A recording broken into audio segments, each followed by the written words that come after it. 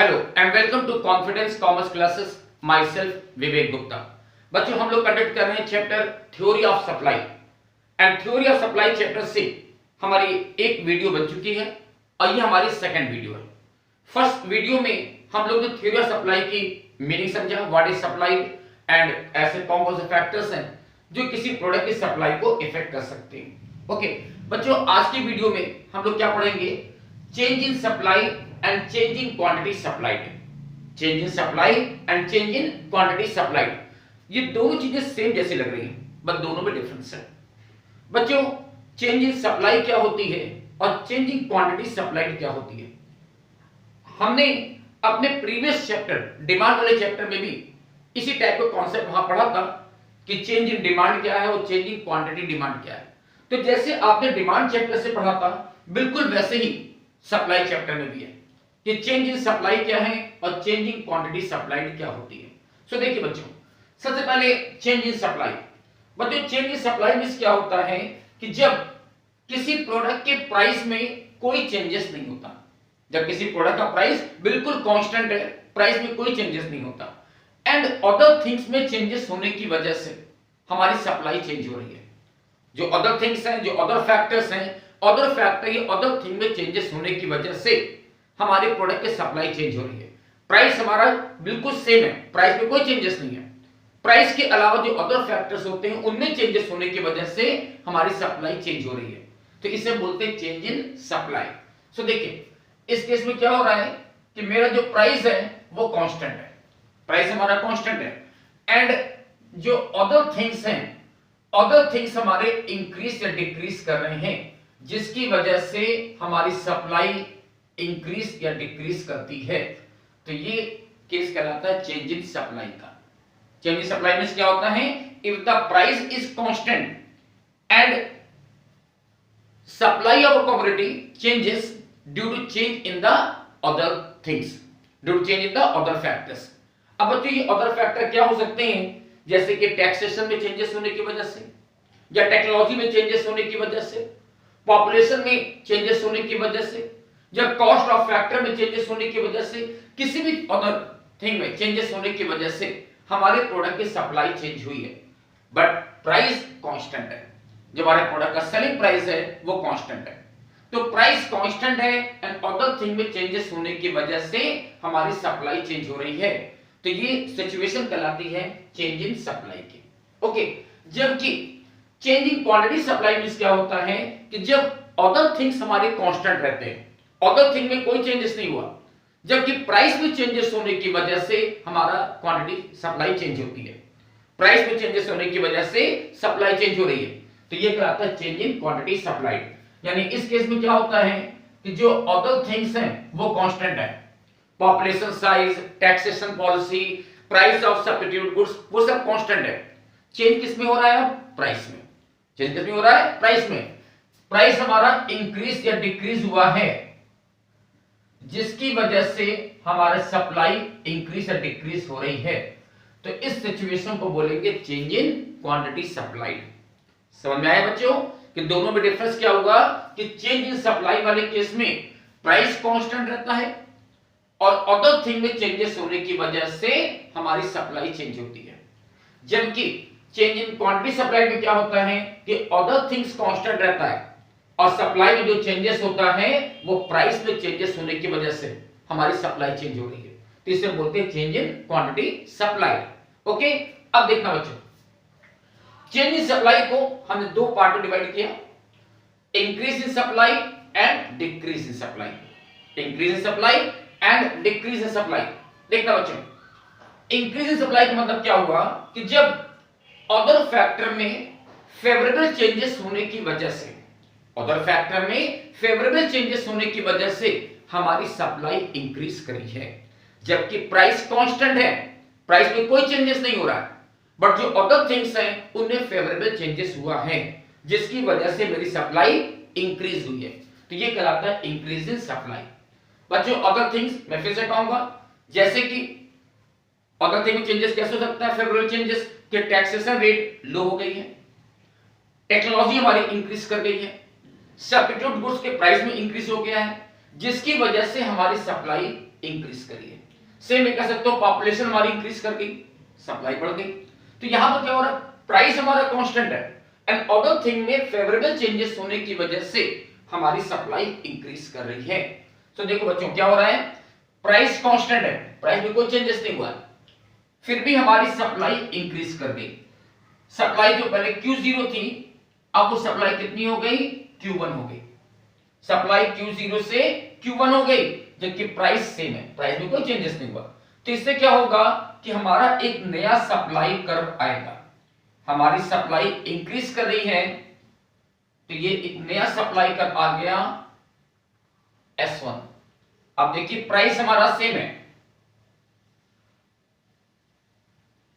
Same price पर हमारी supply increase कर गई। तो जब बच्चों प्राइस सेम रहेगा और सप्लाई हमारी इंक्रीज कर रही है तो इससे क्या होगा, एक नया सप्लाई कर्व यहां पर आएगा। अब बच्चों हम लोग ने पढ़ा है इकोनॉमिक्स में, जब भी कोई चीज इंक्रीज करती है तो जो हमारा कर्व होता है वो ऑलवेज राइट साइड शिफ्ट करता है। तो आप देख सकते हैं कि मेरा जो सप्लाई कर्व है ना वो राइट साइड हमारा शिफ्ट कर रहा है। राइट साइड शिफ्ट क्यों कर रहा है, क्योंकि हमारी सप्लाई इंक्रीज करी है without change in the price. Price हमारा सेम है, प्राइस सेम है और सप्लाई हमारी इंक्रीज कर रही है। ऐसा क्यों हो रहा है, क्योंकि अदर थिंग्स में फेवरेबल चेंजेस हुआ है जिसकी वजह से हमारी सप्लाई भी इंक्रीज कर रही है, जबकि प्राइस हमारा सेम है। ओके, तो ये केस होगा इंक्रीज इन सप्लाई का। अब देखो इसी का रिवर्स केस लेते हैं, डिक्रीज इन सप्लाई। बच्चों डिक्रीज इन सप्लाई कब होता है, जबकि फिर से कहेंगे कि अदर थिंग में अनफेवरेबल चेंजेस होने की वजह से हमारी सप्लाई डिक्रीज कर गई, जबकि प्राइस में कोई चेंजेस नहीं है, प्राइस हमारा कांस्टेंट है, लेकिन अदर थिंग में अनफेवरेबल चेंजेस होने की वजह से हमारी सप्लाई डिक्रीज करी है। ये अनफेवरेबल चेंजेस कैसे हो सकता है, जैसे मानिए प्रोडक्ट की कॉस्ट इंक्रीज कर गई, गवर्नमेंट ने टैक्स रेट बढ़ा दिया तो इससे क्या हुआ, हमारी सप्लाई डिक्रीज कर गई। ठीक है, तो यहां पर देखो क्या हो रहा है, प्राइस फिर से कांस्टेंट है, प्राइस में कोई चेंजेस नहीं हो रहा है, लेकिन फिर भी हमारी सप्लाई पहले से घट गई। जो सप्लाई पहले Q0 थी अब वो घट के कितनी हो गई, मान लीजिए Q1 हो गई, सप्लाई घट के Q1 हो गई। तो क्या होगा, फिर से हमारा एक नया सप्लाई कर्व बनेगा और इस बार जो मेरा नया सप्लाई कर्व होगा वो लेफ्ट साइड शिफ्ट करेगा। जो नया सप्लाई कर्व होगा वो इस बार हमारा लेफ्ट साइड शिफ्ट करेगा। बच्चों ये लेफ्ट साइड शिफ्ट क्यों कर रहा है, क्योंकि प्राइस में कोई चेंजेस नहीं है और फिर भी मेरी सप्लाई डिक्रीज कर रही है। कोई भी चीज जब डिक्रीज करती है ना तो जो कर्व होता है वो लेफ्ट साइड शिफ्ट करता है। ये चीज हम लोग ने प्रीवियस चैप्टर पढ़ा ली था। ठीक है, तो ये हो गया डिक्रीज इन सप्लाई। ऐसा तब होगा जबकि अदर थिंग्स में अनफेवरेबल चेंजेस हो रहा है जिसकी वजह से मेरी सप्लाई भी डिक्रीज कर रही है, जबकि प्राइस हमारा कांस्टेंट है। ओके, तो ये हो गया डिक्रीज इन सप्लाई। ओके, तो बच्चों ये हो गया हमारा change in supply. Change in supply के दो पार्ट हो गए, increase in supply and decrease in supply. Okay, अब आते हैं नेक्स्ट पॉइंट पर। ये हमारा change in quantity supply. Change in quantity supply, जहां पर प्राइस में चेंजेस होने की वजह से हमारी सप्लाई में चेंजेस होता है। यहां पर अदर थिंग कांस्टेंट है लेकिन प्राइस में चेंजेस हो रहा है जिसकी वजह से हमारी सप्लाई चेंज हो रही है, तो ये कहलाता है चेंज इन क्वांटिटी सप्लाई। अब देखो इससे भी हमने दो पार्ट में डिवाइड किया, extension of quantity supply and number 2 contraction of quantity supply. तो देखो फिर से बच्चों, पहले extension of quantity supply means क्या हुआ, हमारी सप्लाई इंक्रीज कर रही है। क्यों इंक्रीज कर रही है, due to increase in the price. Due to increase in the price, यहां पर क्या हो रहा है कि अदर थिंग्स कांस्टेंट है और प्राइस इंक्रीज होने की वजह से हमारी सप्लाई इंक्रीज कर रही है। तो देखो पहले हमारा प्राइस था P0 और सप्लाई थी Q0, तो अब क्या हुआ कि प्राइस इंक्रीज हुआ, प्राइस बढ़ गया, कितना हो गया, P1 हो गया, जिसकी वजह से मेरी सप्लाई भी बढ़कर के Q1 हो गई। तो इससे क्या हुआ कि सेम सप्लाई कर्व पर हमारी पॉइंट आगे बढ़ गया। देखो सेम सप्लाई कर्व, यहां पर कोई नया सप्लाई कर्व नहीं आएगा, सेम सप्लाई कर्व पर हमारा पॉइंट आगे बढ़ गया। पहले हमारा इक्विलिब्रियम यहां पर था, अब ये इक्विलिब्रियम बढ़ के यहां पर हो गया।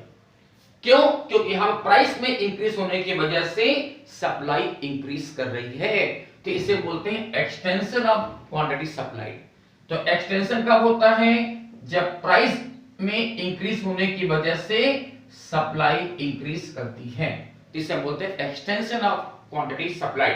जहां पर सेम सप्लाई कर पर केवल पॉइंट हमारा इंक्रीज कर जाता है, यहां पर कोई नया सप्लाई कर नहीं आता, सेम सप्लाई कर पर हमारा पॉइंट इंक्रीज कर जाता है। ओके, अब इसी का opposite contraction of quantity supply क्या होता है कि सप्लाई हमारी डिक्रीज कर रही है, सप्लाई हमारी घट गई है। क्यों घट गई? क्योंकि उसका प्राइस, प्रोडक्ट का प्राइस घट गया है, क्योंकि प्रोडक्ट का प्राइस घट गया। तो प्राइस में डिक्रीज होने की वजह से जब सप्लाई डिक्रीज कर जाती है तो वो कहलाता है कॉन्ट्रैक्शन ऑफ क्वांटिटी सप्लाई। यानी अदर थिंग में कोई चेंजेस नहीं हुआ, यहां पर केवल प्राइस डिक्रीज होने की वजह से हमने अपनी सप्लाई को घटा दिया, तो ये कहलाएगा कॉन्ट्रैक्शन ऑफ क्वांटिटी सप्लाई।